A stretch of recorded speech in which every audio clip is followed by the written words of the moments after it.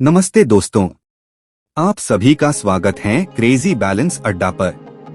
क्या आप भी म्यूचुअल फंड्स में निवेश करना चाहते हैं, लेकिन यह सोचकर उलझ जाते हैं कि कौन सा फंड सही रहेगा?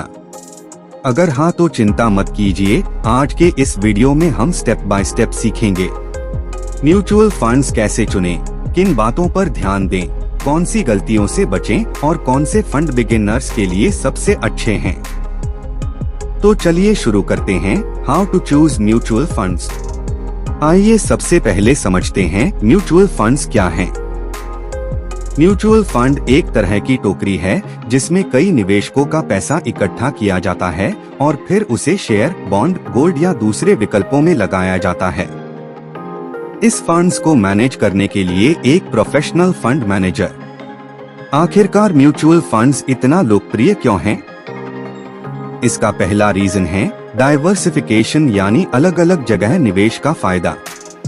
दूसरा, प्रोफेशनल मैनेजमेंट। म्यूचुअल फंड्स को मैनेज करने के लिए फंड मैनेजर अपॉइंट होता है जो फंड्स को मैनेज करता है। और तीसरा है, इसे सिर्फ 500 रुपए से भी निवेश शुरू किया जा सकता है। म्यूचुअल फंड्स के टाइप्स की बात करें तो म्यूचुअल फंड्स मेनली 5 टाइप्स के होते हैं: equity funds, debt funds, hybrid funds, index funds, ELSS। Mutual fund चुनने की step by step guide. Step 1, investment goal. सबसे पहले अपना इन्वेस्टमेंट गोल तय करें। अगर आपका लक्ष्य 1 से 3 साल का है तो डेट फंड चुनें। 3 से 5 साल का है तो हाइब्रिड फंड। 5 साल से ज्यादा है तो इक्विटी फंड। और अगर टैक्स बचाना चाहते हैं तो ELSS फंड। याद रखें, गोल साफ नहीं होगा तो फंड भी गलत चुनेंगे। Step 2, risk profile. हर इंसान का रिस्क लेने का स्तर अलग होता है। कंजर्वेटिव इन्वेस्टर को डेट या हाइब्रिड फंड लेना चाहिए। मॉडरेट इन्वेस्टर बैलेंस्ड एडवांटेज या इंडेक्स फंड चुन सकता है। एग्रेसिव इन्वेस्टर इक्विटी फंड, खासकर मिड कैप या स्मॉल कैप चुन सकता है।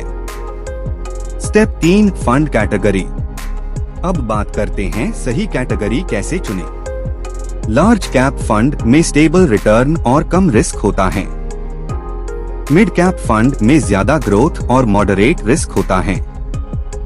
स्मॉल कैप फंड में हाई रिस्क, हाई रिटर्न।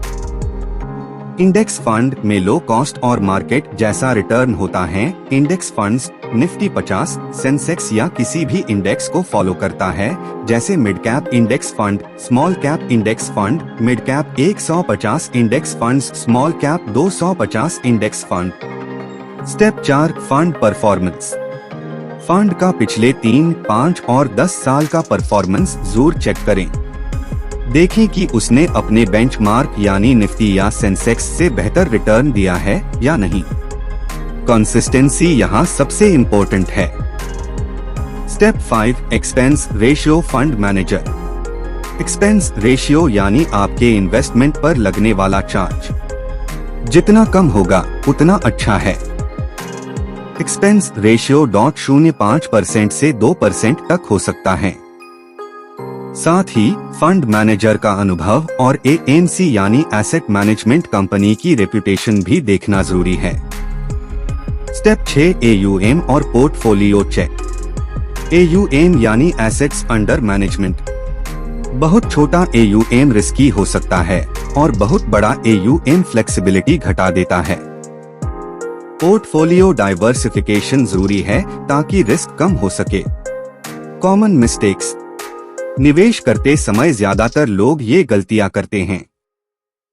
पहली, सिर्फ पास्ट रिटर्न देखकर इन्वेस्ट करते हैं। दूसरी, दोस्तों या रिश्तेदारों की सलाह पर ब्लाइंडली इन्वेस्ट कर लेते हैं। तीसरी, शॉर्ट टर्म गोल के लिए इक्विटी फंड चुनना। चौथी, बहुत सारे अलग अलग फंड्स में इन्वेस्ट करना। पांचवी, रेगुलर प्लान और डायरेक्ट प्लान का फर्क न समझना। याद रखें, सही फंड वही है जो आपके गोल और रिस्क प्रोफाइल से मैच करे। बिगिनर्स के लिए आसान ऑप्शंस। अगर आप बिगिनर हैं तो आपके लिए इंडेक्स फंड्स, कम कॉस्ट और स्टेबल रिटर्न आपके लिए बेस्ट ऑप्शन रहेगा। टैक्स सेविंग और ग्रोथ दोनों के लिए ELSS में इन्वेस्ट कर सकते हैं। इसका लॉकिंग पीरियड 3 साल का होता है। ज्यादा रिटर्न के लिए एग्रेसिव इन्वेस्टर इक्विटी फंड, खासकर मिड कैप या स्मॉल कैप चुन सकते हैं। इनमें रिटर्न के साथ साथ रिस्क भी ज्यादा होता है। SIP यानी systematic investment plan, long term wealth creation के लिए अच्छा ऑप्शन है। यदि आप 10,000 की SIP 20 साल के लिए करते हैं और एवरेज रिटर्न 15% का होता है, तो 20 साल बाद आपको 1.5 करोड़ से अधिक हो जाएगा। म्यूचुअल फंड चुनने से पहले रिसर्च जरूर करें। इसके लिए value research online, morning star और मनी कंट्रोल यूट्यूब जैसे प्लेटफॉर्म्स का इस्तेमाल कर सकते हैं। सिर्फ कैलकुलेटर का यूज करें और अपने इन्वेस्टमेंट को गोल और रिस्क प्रोफाइल के हिसाब से एलोकेट करें। तो दोस्तों, म्यूचुअल फंड चुनना इतना कठिन नहीं है।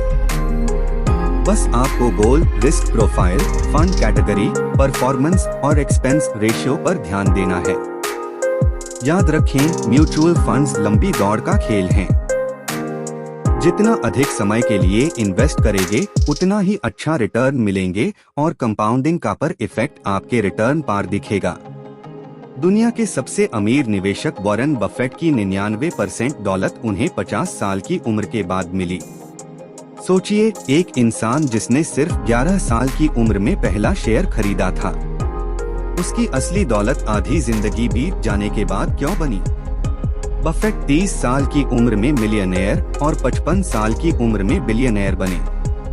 वॉरेन बफेट की सफलता का राज कोई जादू नहीं, बल्कि स्मार्ट सोच प्लस धैर्य प्लस कंपाउंडिंग है। धैर्य और सही चुनाव आपके फाइनेंशियल फ्यूचर को सुरक्षित बना सकता है। अगर यह वीडियो आपको उपयोगी लगा तो इसे लाइक, शेयर और कमेंट करना न भूलें। ऐसे ही इंफॉर्मेटिव वीडियोस के लिए क्रेजी बैलेंस अड्डा को सब्सक्राइब करना न भूलें। हम आपके लिए और भी आसान और बेहतरीन फाइनेंशियल कंटेंट लाते रहेंगे। धन्यवाद।